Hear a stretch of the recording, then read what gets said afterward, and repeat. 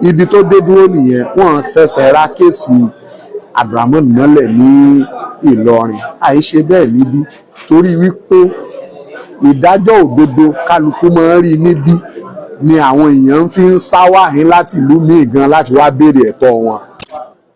Omi ìta bá jókòó pẹ̀lú ògo Ọlọ́run, ìdájọ́ lókù tá a gbọ́.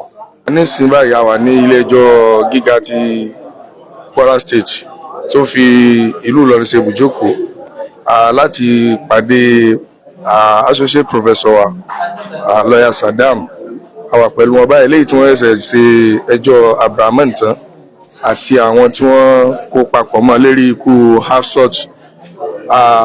Bàbá ẹ bá kí gbogbo ara lé.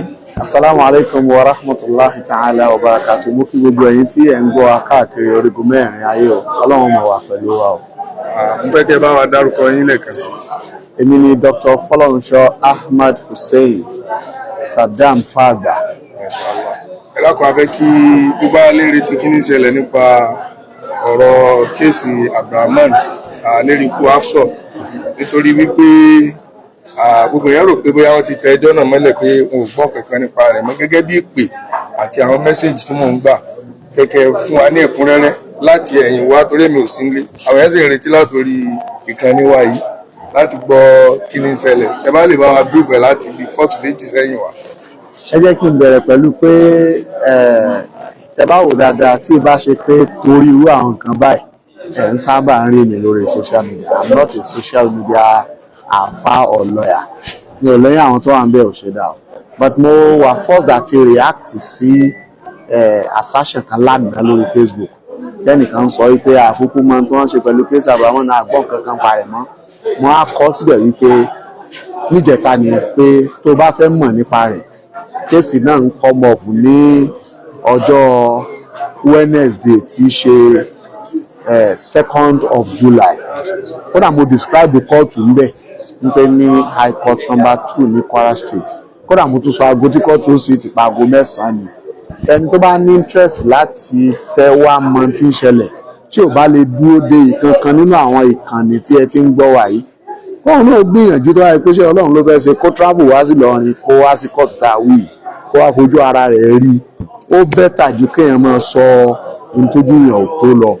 So mo wà forced àti sọ kíní yẹn sórí social media níbẹ̀. Ṣùgbọ́n gẹ́gẹ́ bẹ́ẹ̀ ṣe béèrè, eléyìí tí a jòkó lé nìyí òun ni ìjókòó ẹlẹ́ẹ̀kẹfà tí High Court yóò sit lórí kéèsì Abdulrahman àtàwọn yòókù rẹ̀. Lónìí tá a wá jòkó ẹlẹ́ẹ̀kẹfà yìí, omi ìta bá jòkó pẹ̀lú ògo Ọlọ́run, ìdájọ́ lókù tá a gbọ́ níbi tí Ọlọ́run kún wa lórí kéèsì náà dé. Ó rí àgan in fact láti bí ogún ọdún àtàbọ̀ tá a ti ń ṣiṣẹ́ tèmi ti ń ṣiṣẹ́ lọ́ọ̀yà yìí bọ̀. Eléyìí làkọ́kọ́ rí criminal case tó serious báyìí tí ó yá tó báyìí. Ó yá púpọ̀ torí in fact ní àwọn ọjọ́ mélòó kan sẹ́yìn tí ẹ béèrè yẹn nínú àwọn interview tí mo grant mo ní láti ṣàdúrà fún ọ̀gá wa adájọ́ tó ń gbọ́ ẹjọ́ yẹn. Òun ò fi ààyè ràkàtì àkankan kalẹ̀. Tí kì í bá ṣe pé ti tèmi tó jẹ́ bí ọ̀sẹ̀ méjì àbí nǹkan kan ọ̀sẹ̀ là ń gbọ́ kéèsì yẹn láti jọ́ tó ti bẹ̀rẹ̀ títí tó fi di èmi. Nítorí jẹ́ kí eléyìí ó pé bí ọ̀sẹ̀ méjì àtàbọ̀ náà ni pé àwọn agbẹjọ́rò gbogbo olùjẹ́jọ́ àti prosecutor wọn láti lọ kọ written addresses wọn kí wọ́n exchange ẹ̀ lójú pẹ́. So látẹ̀yìnwá tá a ti ń bá bọ̀ wọ́n ti gbọ́ gbogbo ẹlẹ́rìí olùpẹ̀jọ́ tán. Àwọn olùjẹ́jọ́ níjọ́ kan ṣoṣo la gbọ́ defense gbogbo wọn.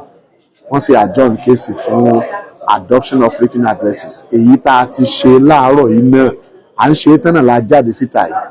Wọ́n ti adjourn ìgbẹ́jọ́ yìí sí 31st of July, ọjọ́ 21 oṣù tá a wà nínú ẹ̀ yìí. Òun náà nílé ẹjọ́ ò fi ìdájọ́ ó ṣe dá o ó ṣe dá o báyìí ló ti rí báyìí kọ́ ni wọ́n fi ìdájọ́ lélẹ̀. Ọlọ́run kó dá ẹ̀mí gbogbo wa sí di ọjọ́ náà. So gbogbo àwa tí a bá fẹ́ mọ tó ṣẹlẹ̀ níbi kéèsì yẹn, ibi tó dé dúró nìyẹn. Wọ́n fẹsẹ̀ ra kéèsì Abdulrahman mọ́lẹ̀ ní Ìlọrin. Àìṣe bẹ́ẹ̀ níbí torí wípé ìdájọ́ òdodo kálukú máa ń rí níbí ni àwọn èèyàn fi ń sá wáhín láti ìlú míì gan láti wá béèrè ẹ̀tọ́ wọn torí wípé ìbẹ̀rù Ọlọ́run làá fi ṣe gbogbo tá à ń bá ń ṣe nílọrin níbí ó yàtọ̀ sáwọn ìlú míì gbogbo ẹni tí òun náà bá fẹ́ káyé ó máa ròyìn òun àti ìlú òun pẹ̀lú dáadáa tí kálukú náà gbìyànjú àti máa ṣe òdodo nílùú wọn tí kálukú bá ń ṣòdodo nílùú wọn ẹ rí i páwọn èèyàn máa wá òdodo wádọ̀ tí náà bí wọ́n ti wá sí ìlú Ìlọrin. kò fi ní sísọnù wípé ibẹ̀ ni wọ́n ń gbẹ́jọ́ lọ tẹ́lẹ̀ ìbáṣẹlẹ̀ ìbẹ̀rù gbá tí kálukú mọ̀ pé táwọn bá dúró nílùú tí ìwọ tó ń sọ bẹ́ẹ̀ nígbà tó mọ̀ pé táwọn bá dúró nílùú yín àbòsí lẹ́sẹ̀ ni òjò wọn dúró lù yín àwọn èèyàn sì mọ̀ pé àìfọwọ́ bo òdodo lójú ní Ìlọrin kódà kó já sí pé ara wa tó bá bá wí á ṣe òun ló jẹ́ kálukú máa sáré wá sí ilẹ̀ yìí láti wá béèrè ẹ̀tọ́ wọn lọ́wọ́ ẹni tó bá há sí.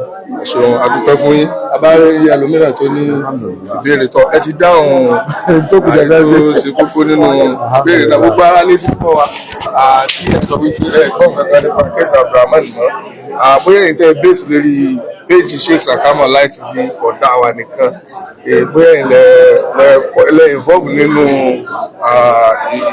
ìbéèrè òní nínú ìlú Ìlọrin tí a wà ní High Court gbogbo àwọn èèyàn ńláńlá ni wọ́n wá focus lórí ni wọ́n wá sí ilé ẹjọ́ lónìí láti wá tẹ̀lé ìdájọ́ òdodo lórí bí kéèsì náà ṣe ń lọ kódà àwọn afáwa aríbidé sí Sheikh méjì ní afáwa Hasbunallahu wa ni'mal wakeel kódà nínú àwọn mọ́gàjí tí wọ́n jẹ́ olóyè ọba ìlú Ìlọrin bàbá wa nídàní ẹ̀dàkùn ẹja ti ṣe òfin wọn wallahu ya'simuka minan nas la takhafu darakan wala takhsha àwọn gan wa mọ́nítọ̀ kéèsì náà láti lè fi rí ìdájọ́ òdodo torí pé nílùú Ìlọrin bí a kì í fi ọwọ́ bo òdodo mọ́lẹ̀ bàbá Imam wa ní Dẹ̀mbọ́ àwọn náà ń bẹ́ ń bí gbogbo àwọn àfáwà ẹ̀rí àwọn èèyàn ńláńlá ẹ̀rí ni wọ́n bẹ́ ń bí a máa fẹ́ lè dágbére fúnra wa náà fún dédé àsìkò yìí tá a bá tún ní information tá a fẹ́ fún wa káàfin mọ́ ti ń lọ inshallah ẹ̀ tún máa pàdé wa assalamu alaikum wa rahmatullahi wa barakatuh.